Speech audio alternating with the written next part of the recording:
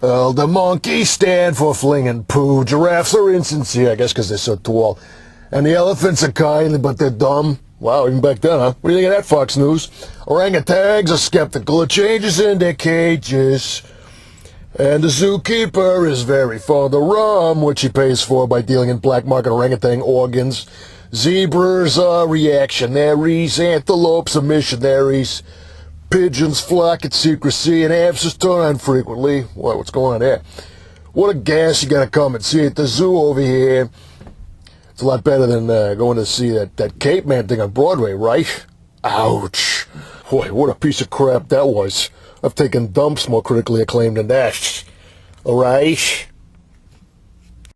Alright, ladies and gentlemen, put your hands together for the original Brooklyn Bomber, Colin Quinn!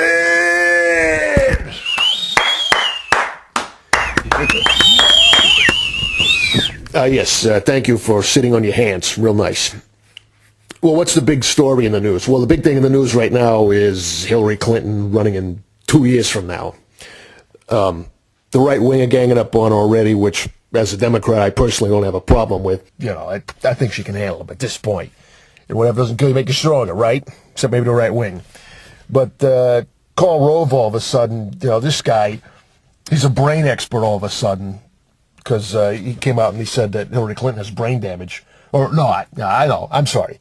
He doesn't actually, he's just suggesting that she may have brain damage. You know, Sandra Fluke may be a slut, Hillary Clinton may have brain damage. I know the M.O., so don't write me letters. So the brain damage thing, well, that pretty much writes itself, you know. 8 years of George W. Bush, and now he's concerned about brain damage. But then he's going on about, you know, she's too old. You know, which is like, okay, you know, so? Yeah, everybody's too old these days. No one wants to join AARP anymore. You know, they're moving the retirement age up from 65 to 67, and, well, you got to hand it to them. No one seems to want to retire. I mean, take Joe Biden. He's 72. So if he was to run for president in 2016, he'd be 74, and then at the end of 2 terms, he'd be 82.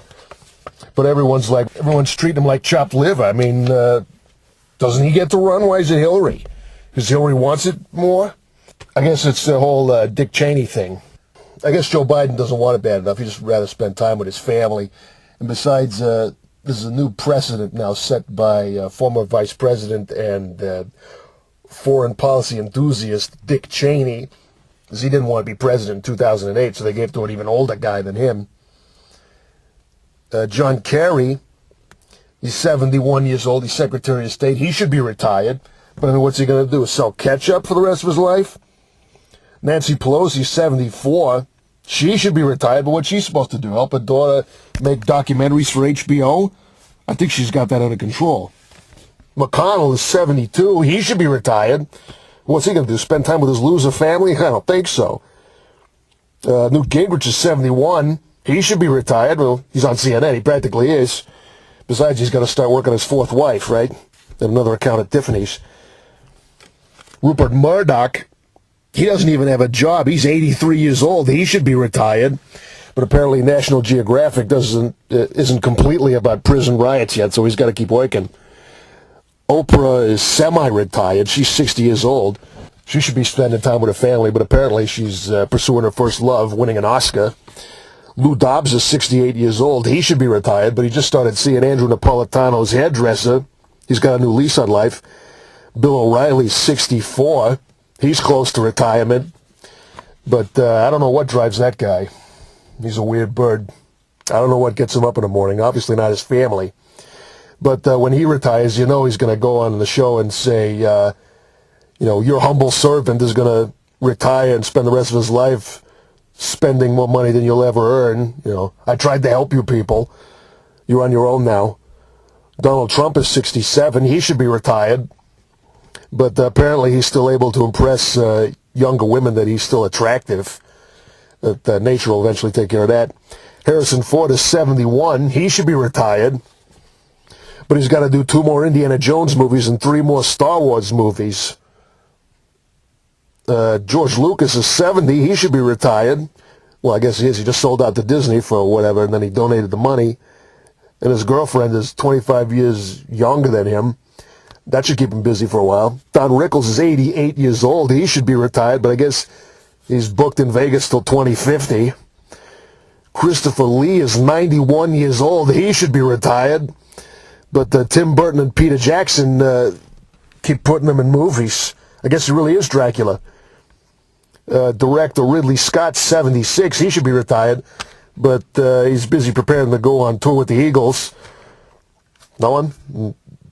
Eagles, it was a band. Look it up. Steven Spielberg, 67. He should be retired. But what's he going to do? Spend time with his family? Nothing but a bunch of talentless hacks. Get real. Richard Donner, 83 years old. He's going to make another Goonies movie. I guess the first one didn't kill him. Clint Eastwood's 83 years old, and Woody Allen is 78. They should both be retired. But I guess they're in a race to see who will die in a director's chair first. Now, the only guy who seems to actually be retired is Jay Leno at 64. Of course, he could start a podcast or something. Maybe do like comedians in cars type of thing.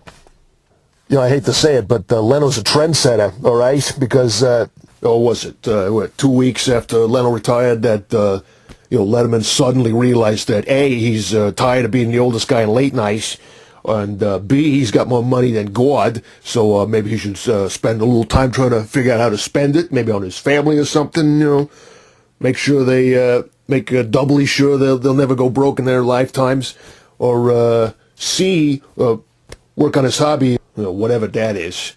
Something like join the Mile High Club again. Good old creepy Uncle Dave. And then Craig Ferguson, he's only 51, but he's decided he's tired of being on television because Colbert is going to replace him. Colbert is going to replace Letterman instead of him, so now he's sick of the whole thing. Seinfeld should be, well, we don't talk about Seinfeld. Let's move on. Adam Sandler, he's 47. He's going to have to start playing grandpas pretty soon in his movies. Adam Sandler could probably retire now and enjoy the rest of his life, but he's determined, apparently, to make the movie equivalent of 30 years of Johnny Carson on The Tonight Show, whatever that would be. Now, put me in Grown Up 6, will you? Larry David is 66. He should be retired, but apparently he's going to keep making Curb Your Enthusiasms until he matches them episode for episode with the Seinfeld show. Carl Rover's 64. He should be retired. But what's he going to do? Spend time with his family? They're a bunch of left-wing koofs. Get real. All right. Well, geez, we come full circle already. Nothing. All right, folks, the point is... And that was a special treat for my dozen of fans out there. This is the commentary you should have heard on the 1987 comedy classic, 3 Men and a Baby, featuring yours truly. Check it out. There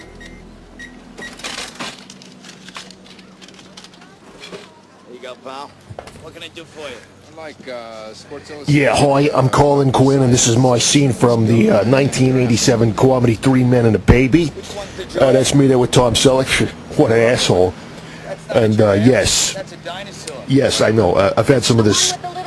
It's not really a dinosaur. I've had some of the scariest people in the world come up to me, Tom Selleck fans, and tell me that, in fact, it is a giraffe and not a dinosaur. Yes, thank you. I got the message. This film was directed by Leonard Nimoy. What an asshole. All right, fuck you very much, folks. Been a terrible audience. Good night.